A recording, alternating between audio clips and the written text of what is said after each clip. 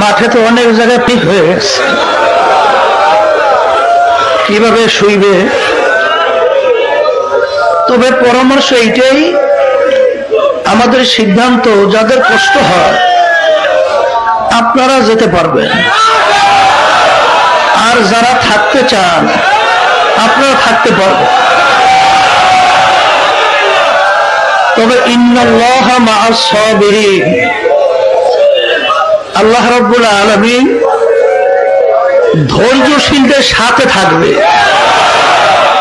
আল্লাহ রাব্বুল আলামিন ওয়াদা করছেন। আমরা সাধ্য অনুযায়ী চেষ্টা করব, রহমত বরকত আল্লাহর পক্ষ থেকে আসবে। পাঠের দিকে তাকা,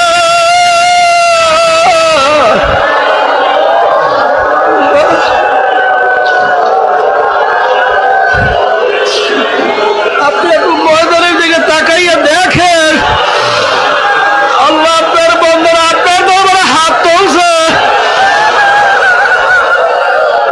আল্লাহ আপনার বন্ধুরা কষ্ট করতে আছে। আল্লাহ আপনি যেটা ভালো মনে করেন সব আপনি করেন, কিন্তু আমাদের আল্লাহ